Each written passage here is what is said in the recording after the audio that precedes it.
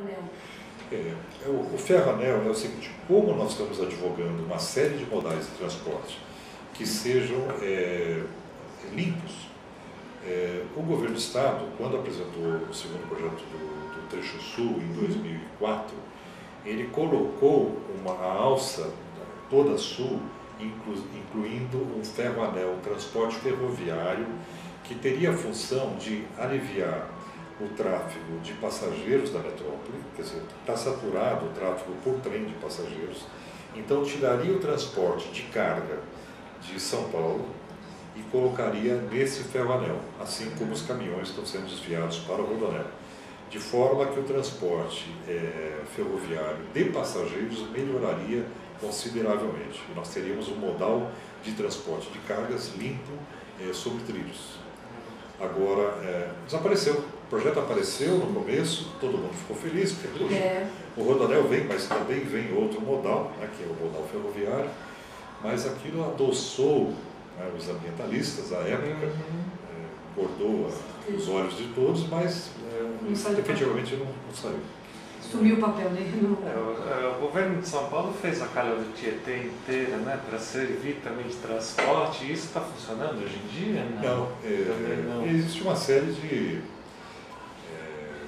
justificativas para isso, né? Você não consegue utilizar o Tietê nem para paisagem e muito menos para transporte, porque você tem uma condição de água muito ruim, é preciso despoluir. Mas a possibilidade de transporte aquoviário em São Paulo, inclusive de um aquanel, vamos chamar assim, é possível você fazer uma ligação total em toda a metrópole via recursos hídricos. Por exemplo, você pega na barragem da Penha, lá no Alto Tietê, lá na Várzea, um transporte lá, no sistema modal de carga, pode transportar essa carga até o Cebolão, no início da Castelo Branco, no final do Rio Tietê, aqui da metrópole, da cidade de São Paulo, entrando pelo canal do Pinheiros, indo até a Billings, com duas pequenas reclusas entrando na Billings, indo até o alto da serra e descendo para a região do Porto por teleférico. Isso é um projeto do Billings, de 1930. Quer dizer, porque olhando a metrópole você fala, eu tenho condição de construir um sistema, né? Eu tenho certeza que isso vai ocorrer. Esse sistema de transporte de passageiros e de cargas, principalmente de passageiros, o sistema fluvial, vai ocorrer em São Paulo pela própria configuração. E há um outro projeto, o Billings, que fazia uma ligação das barragens do Alto Tietê com a represa Billings, trazendo água para Billings e promovendo também o transporte, entrando por trás de Rio Grande da Serra e indo até a região da Dutra. Então nós temos possibilidade de ferro-anel, nós temos uma possibilidade de um anel fluvial, para o transporte fluvial. Ou seja, há muitas outras possibilidades, mas o que se vê é a questão do rodoanel. E aí tem uma questão que traz essa decisão, que justifica um pouco essa distorção, que é o Porto de Santos.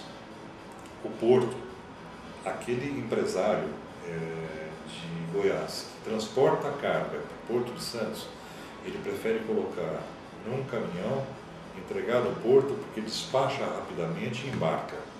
Um navio atracado custa uma fortuna.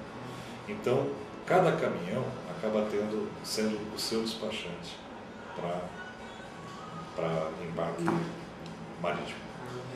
E se você tiver um trem, leva muito tempo para descarregar e tal. Então, sem otimizar o Porto de Santos e adaptá-lo para uma realidade mais limpa em termos de transportes, a gente não consegue avançar. Por outro lado, a privatização do sistema ferroviário levou a uma ingovernabilidade do setor. Já não se consegue mais planejar ferrovia no Brasil. Foi mal feito, então, a coisa. Aí o governo perde o controle do sistema ferroviário, que é diferente do rodoviário. Você constrói, você privatiza. Agora, como compatibilizar essas questões todas? É uma questão de planejamento estratégico. De planejamento estratégico de transportes, que tem que ser voltado e tem que ser balizado por uma discussão ambiental, em termos de economia de energia, de sustentabilidade e não poluente.